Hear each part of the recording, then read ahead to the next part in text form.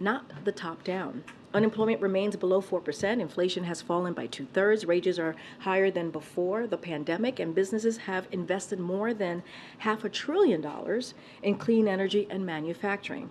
In short, the president's economic plan is indeed working. And finally,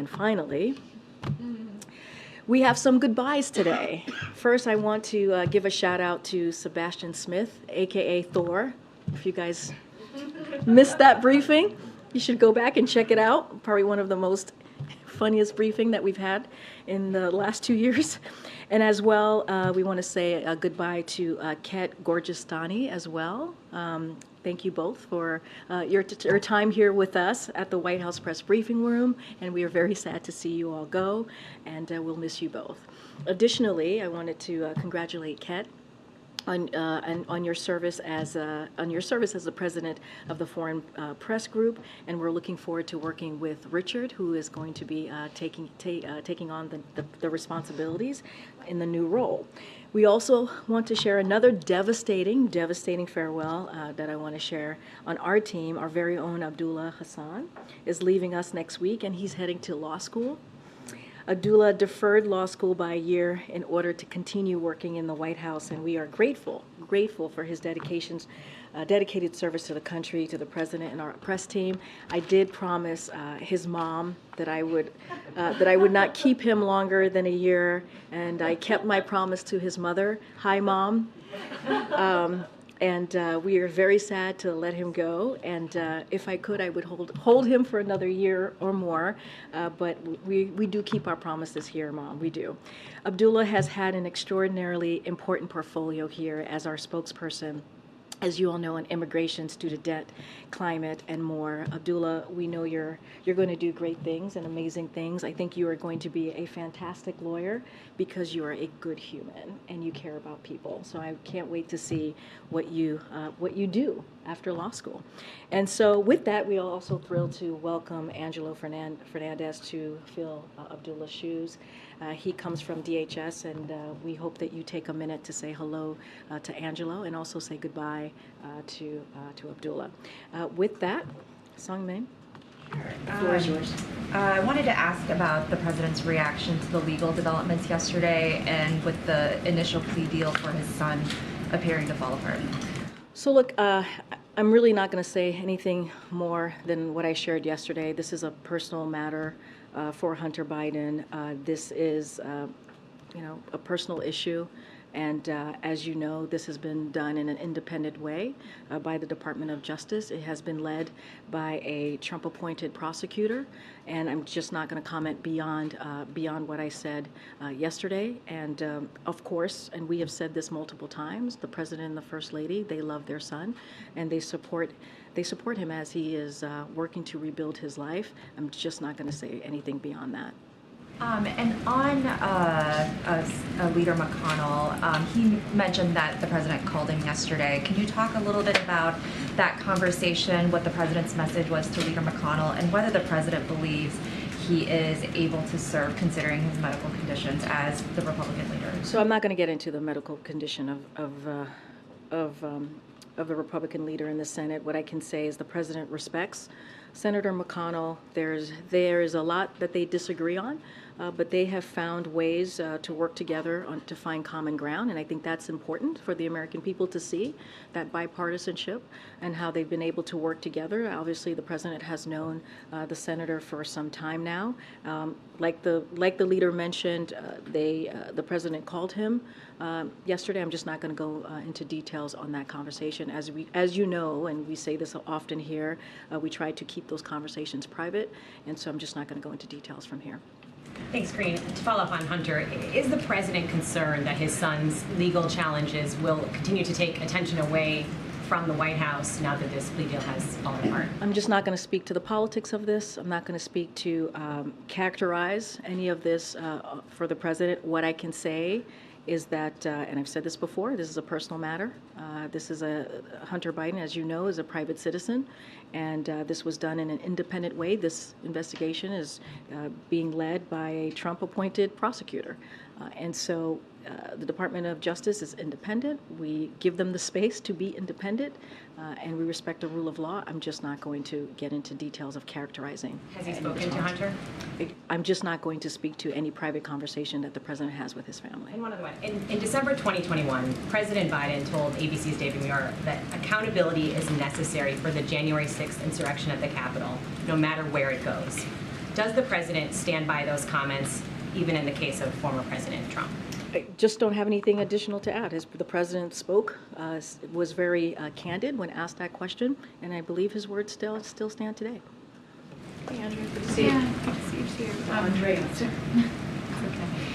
On Niger, is the U.S. considering, making a plan to remove troops from Niger?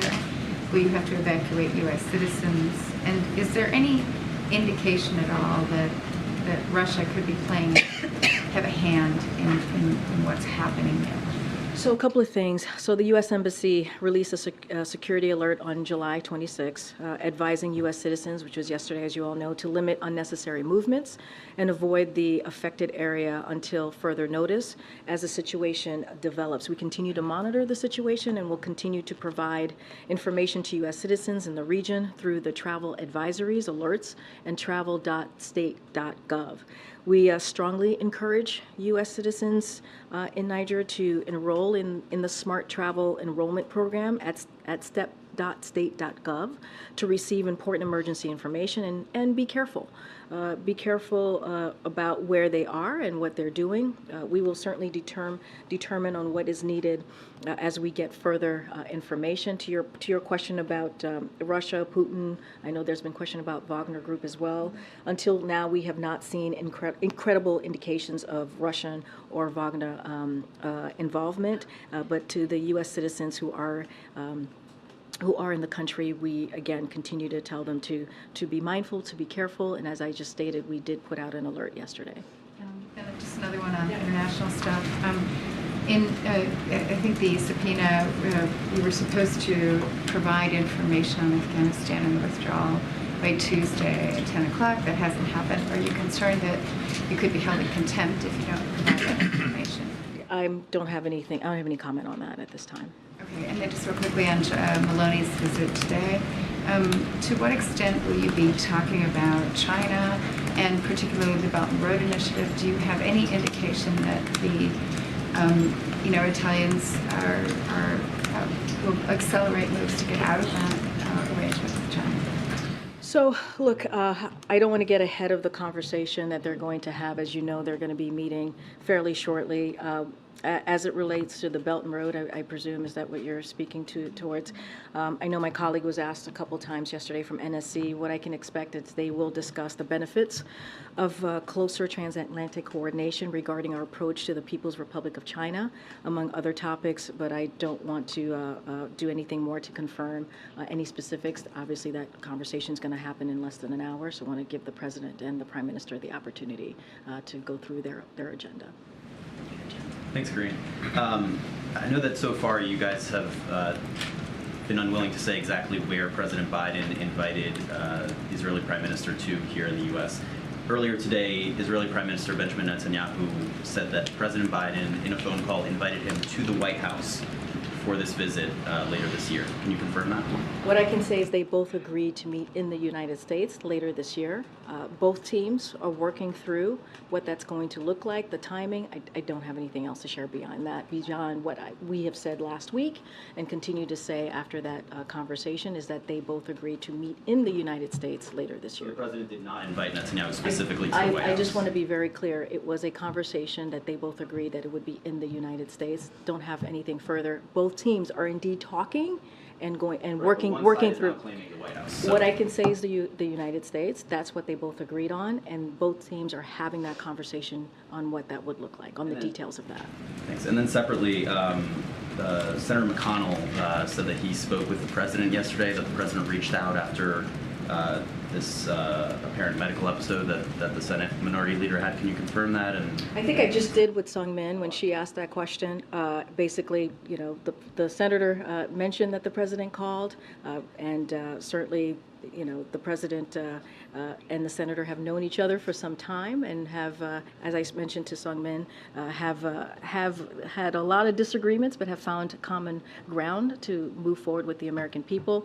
I'm not going to go beyond what the senator has said, Senator McConnell has shared. Lastly, Yevgeny Prigozhin was apparently spotted at this Africa summit that Russia is hosting.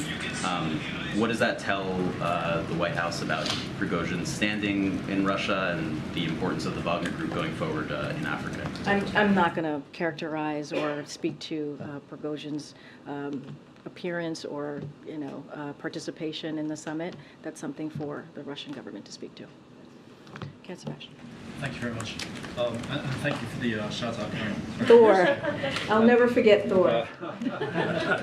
And if you'll allow me, I just want to say thank you to the unsung heroes of the White House, which are the stenographers. Yes, they are. I agree. They are the unsung heroes. The amount of mumbling they have to deal with. And I'm just about my questions.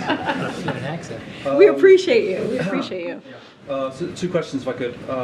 One, could you comment on there's a report in the New York Times that the president has asked to move ahead, for the government to move ahead with cooperating with the ICC on collecting evidence against the Russians for war crimes. And what was your second question? The second one, can you just answer that one first? Oh, It's really different. So a couple of things. Since the beginning of Russia's assault on Ukraine, the president has been very clear.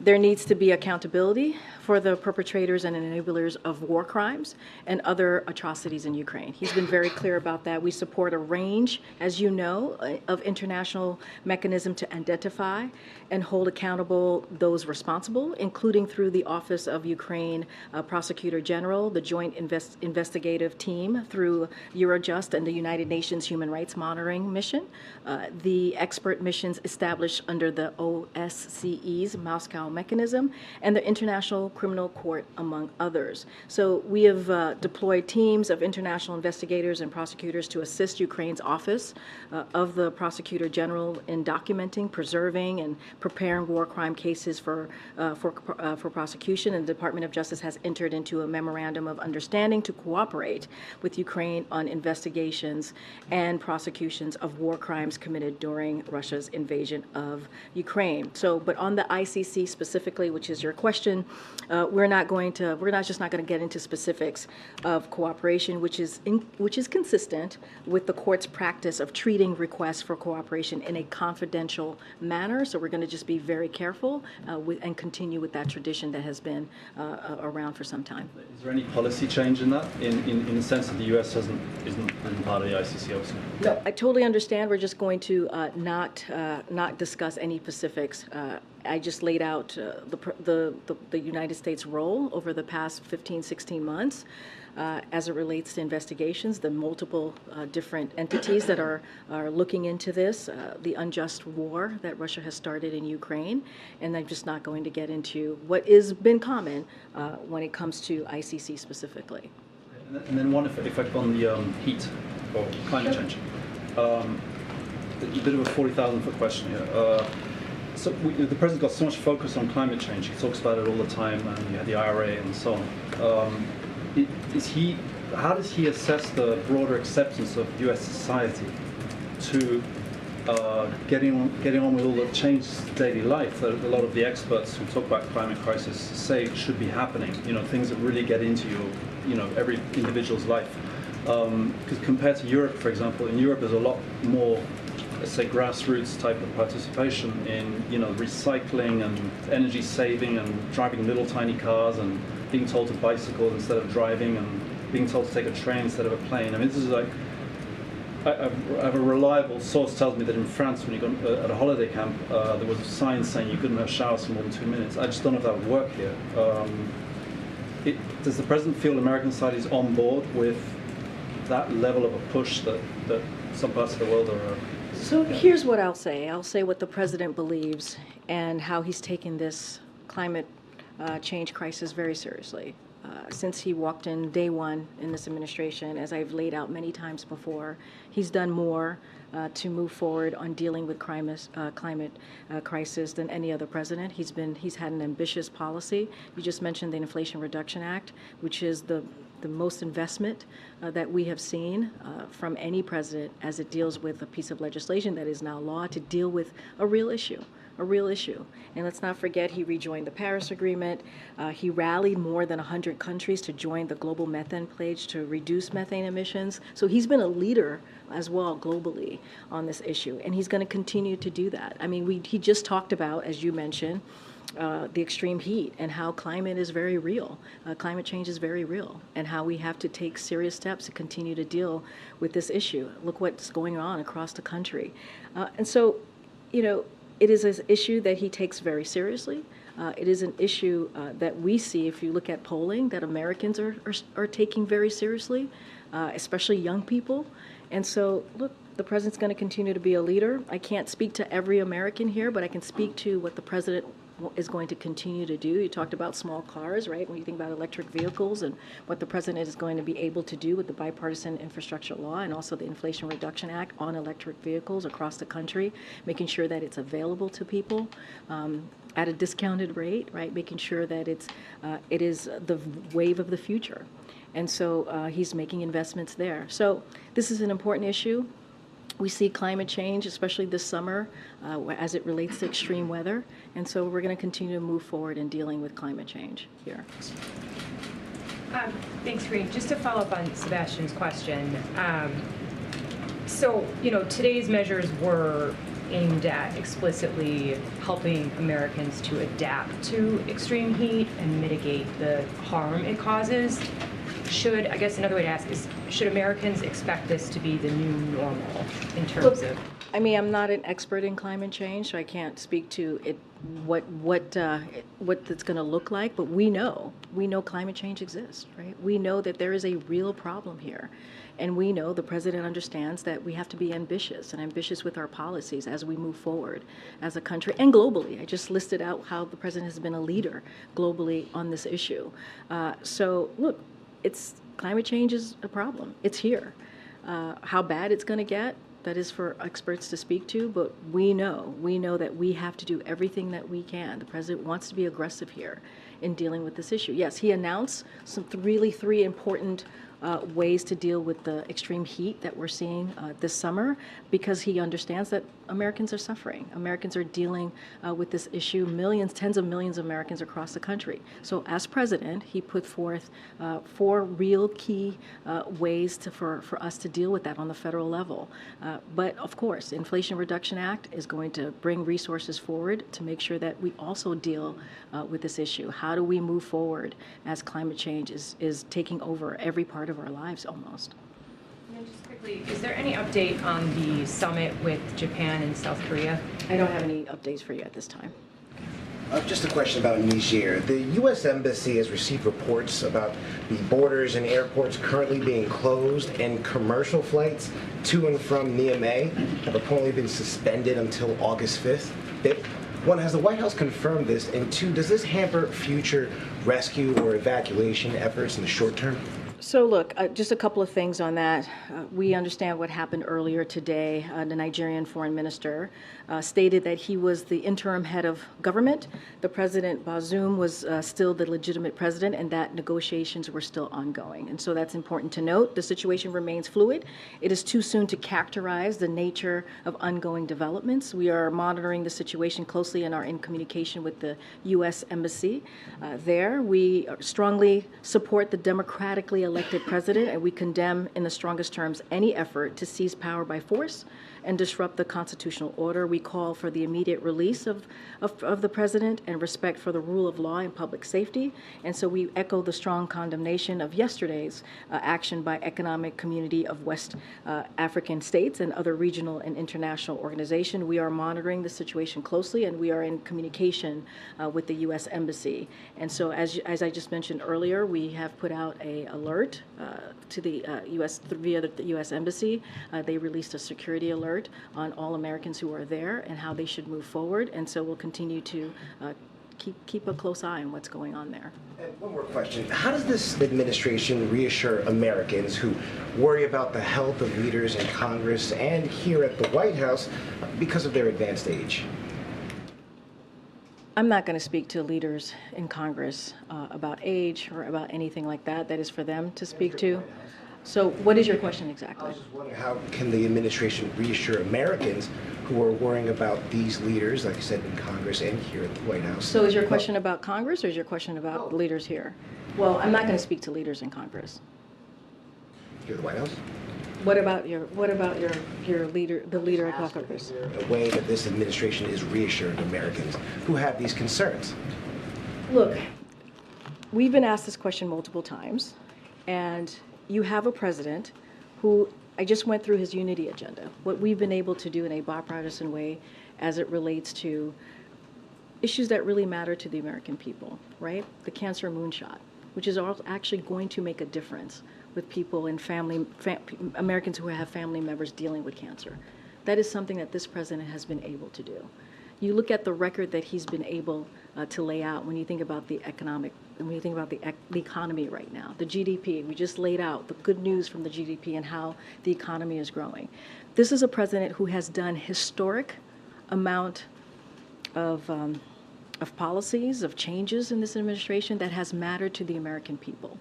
And so that's what the president's going to continue to focus on. You know, since 2019, the age comment has been out there. And what has this president done? He beat Republicans in 2020. He beat Republicans in 2022, leading with the message that American people actually cared about. When you think about lowering costs, when you think about getting the economy back on its feet, that's something that this president has been able to do. And so if you look at the work that he's done, if you look at the historic amount of, changes that he's been able to make, 13.5 million jobs created under this president, unemployment at under 4%, wages are up, inflation is moderating. That's what we care about. If we are continuing to deliver for the American people in a way that truly, truly matters. Karine, it's been almost 2 years since the administration launched that rulemaking process to develop a federal standard for heat. And this week you said that the work is ongoing to develop that national standard. So can you give us an update on where that stands and what's taking so long? So look, we knew that the federal law would require OSHA to go through a few steps, additional steps, right, in order to make regulatory changes, including a required small business review and consultation process that the agency is in process right now of completing. And so that's why the Department of Labor kicked this process so early in the administration, because we knew it was going to take some time. And so they have been working urgently to get this done. But I want to be clear, the department, this is Department of Labor, has been taking action to protect workers this entire time under existing law, because there is an existing law. That's how we were able to do the heat alert under existing law. And so the president also recognizing protecting workers is important from heat, and that can't wait. That cannot wait. And so, we asked the Department of Labor to do this heat alert, which is going to which is going to matter and make sure we protect those very workers. But it's going to take some time on the new standard that you just asked me. That's why, again, the Department of Labor did it so early, and so they're working very diligently to get this done. So no timeline on how I much don't time? have a timeline, but again, we understood that OSHA there's going to be some additional step to get there. It's going to take some time, especially getting small businesses to, in changing regulations. And so, again, Department of Labor is on top of this, but we wanted to take a step in between step as we're waiting for that process, and that's why this heat alert is so incredibly important. Got it. And secondly, you've said before that as it relates to 2x2s, it's a conversation that's had between the U.S. and the second country. It's not a unilateral decision. Today, Prime Minister Meloni is coming to the sticks. She's having a press conference at the Italian embassy. So it appears that it's the U.S. that does not want to have a joint press conference. Is that true? And if it's not, why aren't you having one? I would not say that is true. I was not part of the deliberation on this with our National Security Council. It is a conversation, as you stated at the top, that happens between two countries. I have not asked the National Security Council on this and how those conversations went, but usually it is both countries that agree on how to move forward. You would have to really speak to the Prime Minister on how they're proceeding and doing what they're doing today. I'm sorry, just to be clear, as press secretary, you're not part of the conversation about, With a diplomatic conversation with another country, that goes through the NSC. okay, thank you. Karine, Senator Tester said today that he expects a Ukraine supplemental request to come from the White House by the end of the month. There's not a lot of days left in the month, so I'm wondering if that timeline is accurate and if you have more specific timing or any sense of size and scope of that request. No, I've heard this. We don't have anything to share at this time on any supplemental requests. Kim Jong-un today met with Russia's defense minister. It was one of his first meetings with a foreign dignitary since the pandemic. He showed off some of his ballistic missiles that violate international law. I'm wondering if you have any reaction to this meeting and if it has raised concerns, whether about Russia or North Korea. Don't have any comments about their meeting. I've always said that we leave the two countries to speak for themselves about any conversations that they have. We've been very clear about North Korea and their ballistic missiles. We've always been very clear about that. The lines, we are ready to have conversations with them. With Russia, we've been very clear about their aggressive war on Ukraine, and we've certainly have been very clear about that. And you've seen that in the alliance, the NATO alliance being stronger than it's ever been before. You've seen this leadership of this president globally. You've seen how he's brought in our partners, not just our allies, in making sure that we stand behind Ukraine as they're fighting this unjust war. I'm not going to speak to that meeting. And just one closer to home. Congressman Comer, Delegate Holmes Norton have introduced legislation, bipartisan legislation, obviously, that would turn the RFK site back over to the D.C. government and allow for possible construction of a new stadium and additional, building on that site. The president has waded into D.C. politics a few times over the last couple months. So yes, I know you guys have reminded me of that many times. I'm wondering if he is supportive of this bill. I have not talked to the president about this or the Office of Leg Affairs, so don't have anything to share on that at this time. Go ahead. As you know, Congress is about to go out of session for several weeks. Won't be returning again until beginning and middle of September. What would the president like to see Congress do before it wraps up, possibly very late tonight or maybe tomorrow? So look, more broadly, and I've stated this many times before, when it comes to bipartisanship and working with Congress in a way that we deliver for the American people, of course, that's always the priority for the president. We've been able to do that.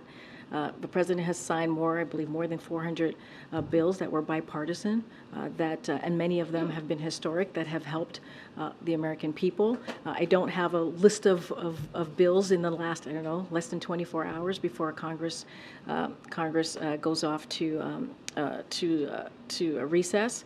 But our focus is always going to be on what we can do to make the lives of Americans better, give them a little bit more breathing room, making sure that no one gets left behind, and that shows in what we've been doing the last 2 years, and we'd like to continue to do that.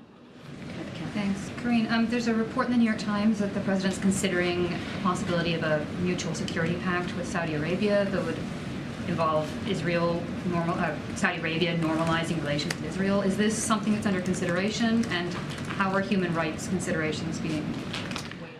So don't have anything to share on that particular reporting that you're referencing.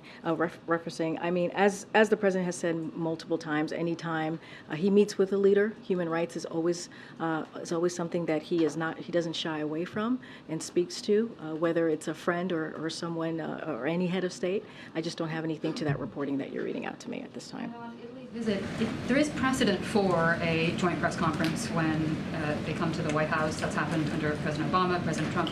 Is there something different here with this particular prime minister? No, nothing different here. Again, when we do these bilateral visits, it's usually between, there's a diplomatic conversation that happens with our folks here and the visiting country, and a decision is made on if there is a 2+2 or how that country wants to move forward in communicating with the press. I just don't have anything. For you. Would you be able to tell us at a later date why there isn't one, or are you saying that we need to go and ask the Italian officials why there's no press? Well, I was asked, they're doing their own press conference. She's going to the sticks. You can ask them why they chose that path. Not every head of state that comes here does it that way. They decide to do it differently themselves. What I can speak to is that we do have a conversation with that visiting head of state, and a decision is made. It is not made unilaterally, and the decision was to not go that route. And I leave it there. Okay. If you could, just to follow up on that, will you circle back to us, because I know our briefings will be limited with the president going out of town, tomorrow the president traveling. If you could circle back to confirm as our conduit, just to be clear, if the White House offered the opportunity to the Italian Prime Minister for a 2-and-2 or for a press conference to take place, and similarly while you're at it, if you could ask about all the other ones that have come previously, because there's been a lot of foreign leaders who have now come to the sticks, which many of us in the room in the past have not had that experience before, certainly not on a 100+ degree heat index day. I forgot about the weather. That's a good point. So as our conduit, if you would find out those answers, and also what the White House, what the official policy is on those matters, and why it has changed over this administration versus years past. I'll leave that to you to circle back to us on. But let me ask you about Vladimir Putin, and he's now pledged to provide free grain products to at least 6 African nations right now. Nations that were not going to be able to receive that because the Russians are blocking the Ukrainians from providing that grain to those countries. Vladimir Putin is saying that this is a function of Western hypocrisy. Trying to get the U.S.'s response to that, how the U.S. will proceed in this situation most broadly.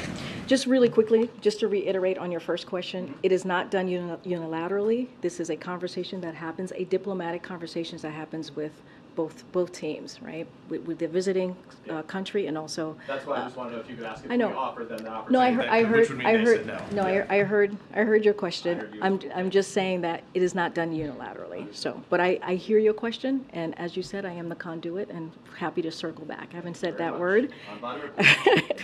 Okay, Vladimir Putin. So first, the Russia's unilateral withdrawal from the Black Sea Grain Initiative, as you know, which had been instrumental in reducing world food prices, as well as Russia's attacks on Ukraine's grain shortage and transportation infrastructure, have caused, as you know, significant volatility in grain and food prices. The Black Sea Initiative had resulted in more than 32 million tons of grain being exported to world markets.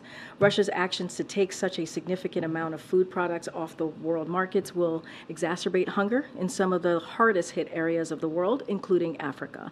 So while we would welcome any actual contributions to alleviate global food insecurity, or to paraphrase what UN Secretary General Guterres said just moments ago, and I quote, "A handful of donation to some countries cannot replace the millions and millions of tons of grain export that help stabilize food prices around the world."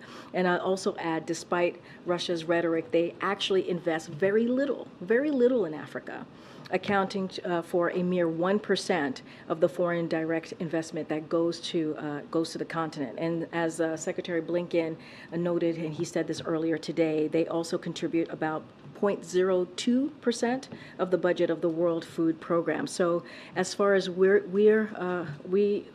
considered, the onus is on Russia to show that it isn't an empty promise, if that is exactly what they're going to do. After all, they began the Russia-Africa Summit with significantly diminished influence as a result of their actions, as we have seen, and more than half of the countries who had attended the previous summit are not attending this one, and so we'll see. Hey, let me go back to the first question of the briefing. I know you said not a lot's changed since yesterday and that it's a personal matter, but from a presidential perspective, is there any possibility that the president would end up pardoning his son? No. Well, is there I just said no. I just answered. Go ahead.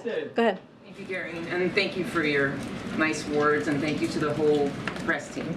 I've got 2 follow-ups, one on Niger, one on Russia. On Niger, just more broadly, can you talk a little bit about the concern of the United States about instability in Niger, given what a partner it is for the U.S., the Europeans, in the fight against extremism in the Sahel region?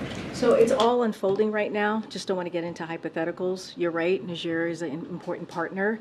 So we're closely monitoring the situation. I just don't want to get into hypotheticals from here. It is unfolding, and we're just going to continue to monitor and keep a close eye. And on Russia, a follow-up on the grain announcement.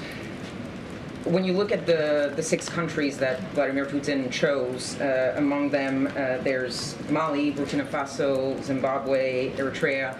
These are mostly, I think 5 of the 6 were ones that refused to vote against Russia in their UN resolution.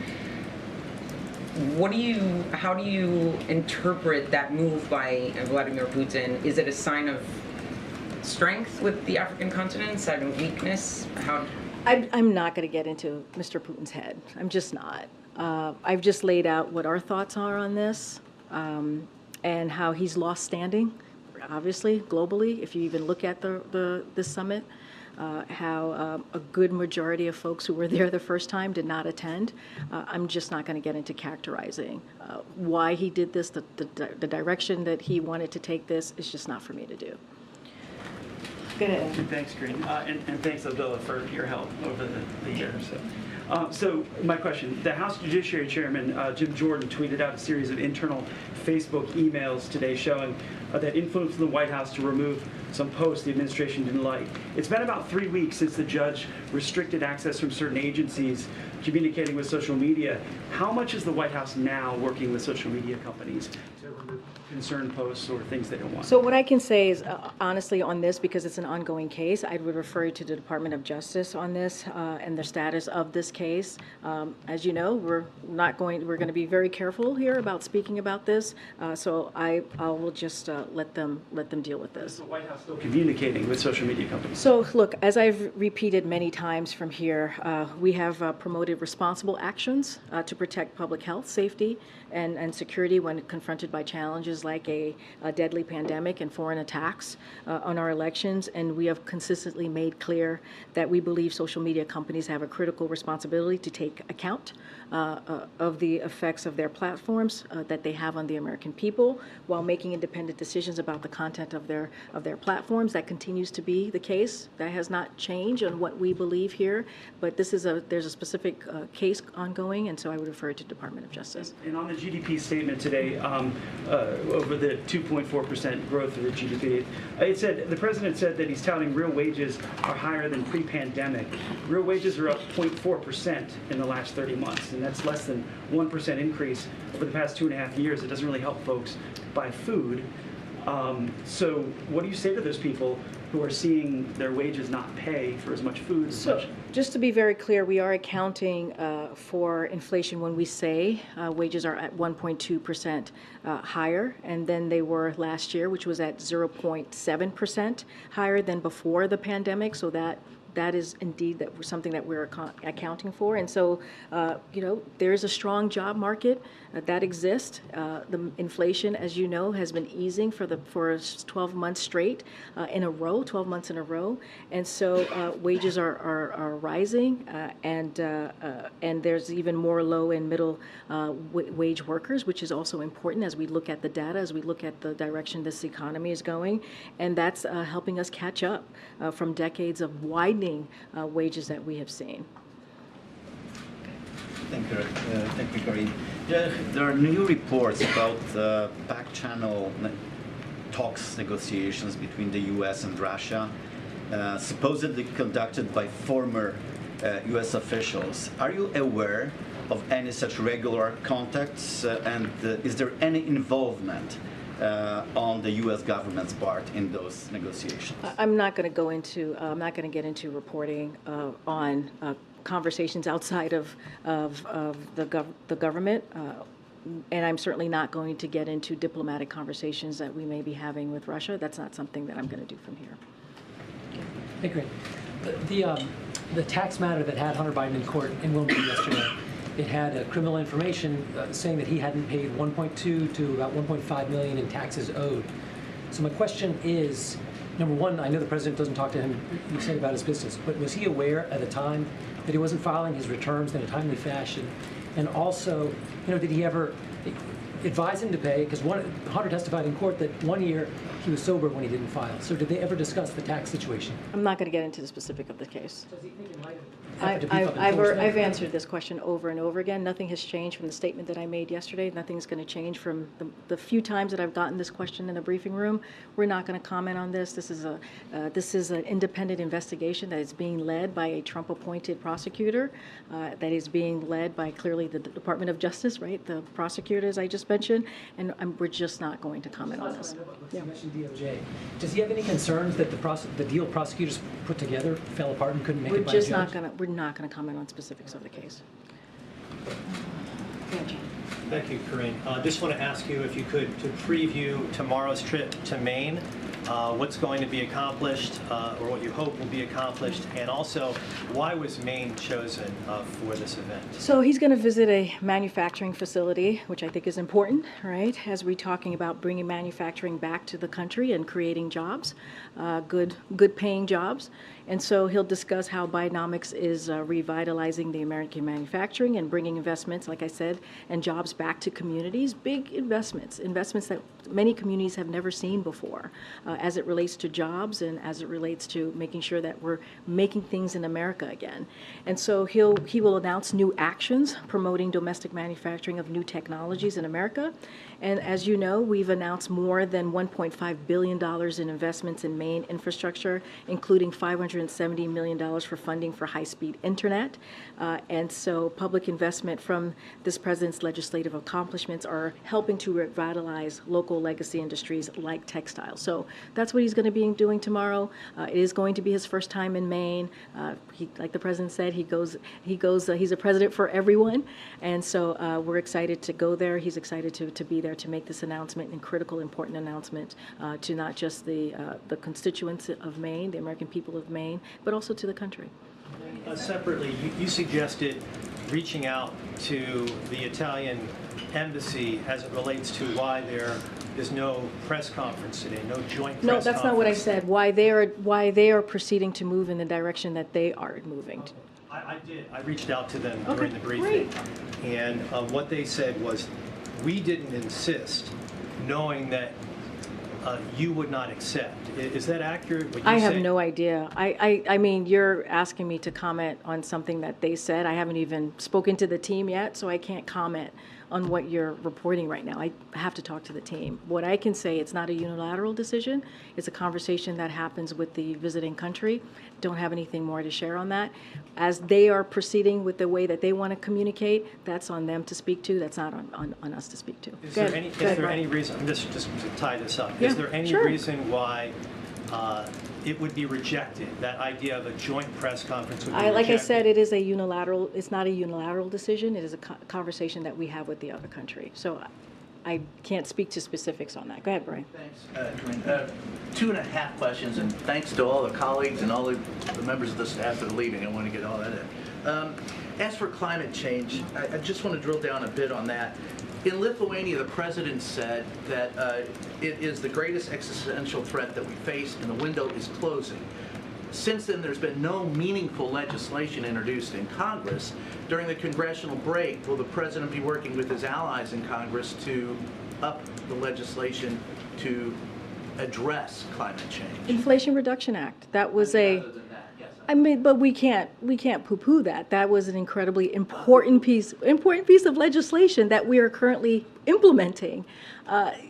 Look, the Inflation Reduction Act is going to make a real significant investment as we're talking about climate change. We have never seen that type of piece of legislation before under any administration. So that is important. That is critical. Of course, the president is always going to take steps to move forward as he sees the climate crisis, the climate change as a crisis, as he said from the beginning of this administration. And so, of course, we're always going to look on ways. But he has had the most ambitious policy, not just legislation, but also policies as well. Well, I just wondered if he was working on additional legislation. But we're always looking on ways, and we've already had ambitious policies to deal with climate crisis. Second one, and I just want to drill down a little bit on the Hunter Biden thing. And I think this will cut to, I'm not going to ask you to speak to anything other than this administration. Can you state categorically that the administration has neither sought nor received favorable treatment from the DOJ for any investigation into the president, members of the administration, his family, or former President Donald Trump? Absolutely not. The Department of Justice is independent.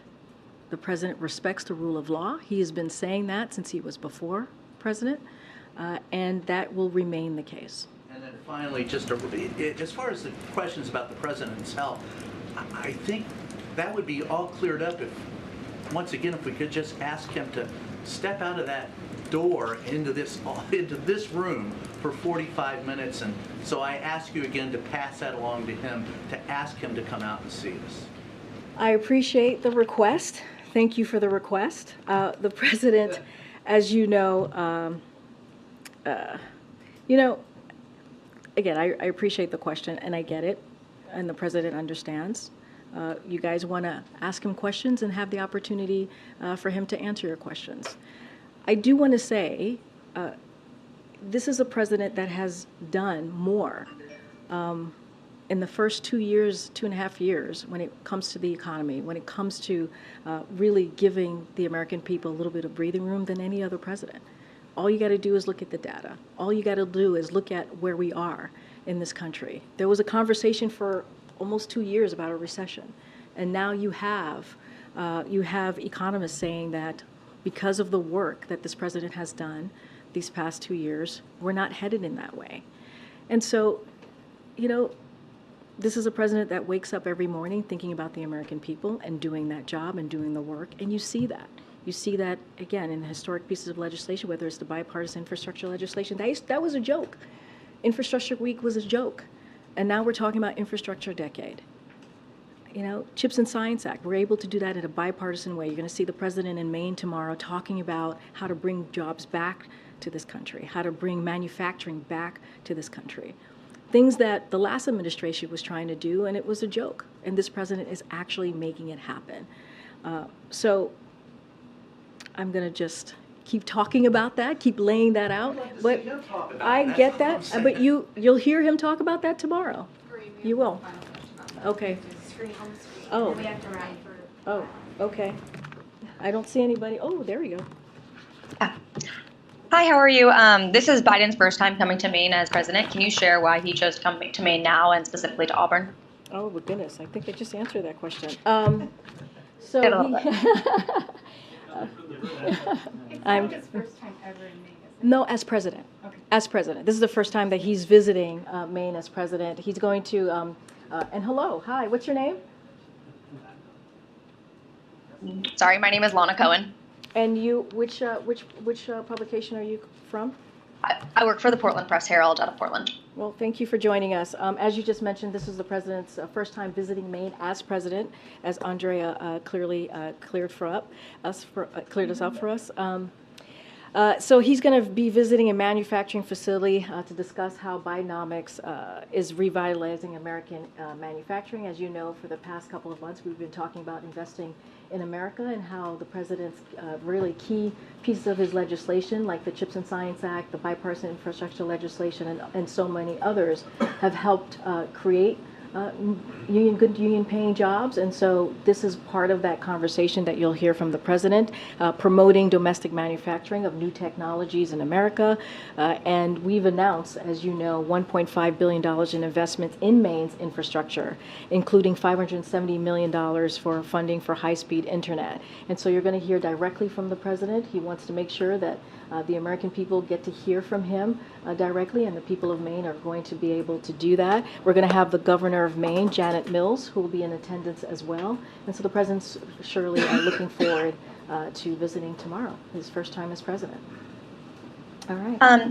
Could you provide any more information about his visit? Is he going to be attending anything else besides the Auburn manufacturing? So we're going to have a call later today to kind of preview the visit, as we normally do the day before each visit. And so and also we'll have after that call, we'll certainly release more information so we can do a little bit deeper dive on what the president's doing tomorrow. Great. Thank you so much for your time. Thank you so much, Lena. All right, everybody, have a great weekend, or we'll see you tomorrow and have a great weekend. Still one more day to go. Thanks, everybody.